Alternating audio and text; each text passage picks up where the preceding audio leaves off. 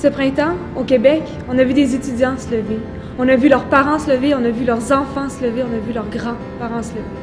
Mais c'était pas fini. Il y a d'autres voix qui se sont joints à eux. Des travailleurs, des chômeurs, des journalistes, des médecins, des artistes, des hommes et des femmes. Ce n'était plus que pour les étudiants. Ils en ont eu assez.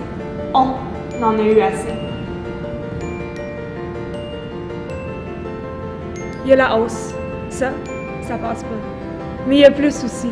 Il y a quoi?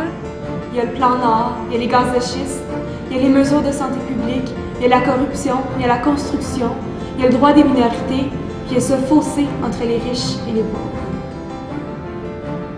Il y a la violence, la discrimination, le silence, la désinformation. Mais il y a plus aussi. Il y a le droit de manifester, puis il y a le droit de parole. Pour un printemps, c'est quoi? C'est l'idée d'un livre collectif. C'est l'idée que chaque personne, chaque groupe a quelque chose d'unique à dire, mais que ce quelque chose d'unique-là, il peut être mis en commun avec les autres.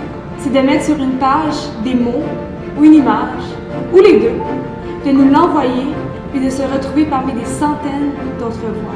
C'est témoigner, expliquer, dénoncer. Mais c'est aussi exhorter, c'est faire entendre sa voix, c'est croire au changement, et c'est surtout, il ne faut pas lâcher. Ce printemps, nous sommes le Québec.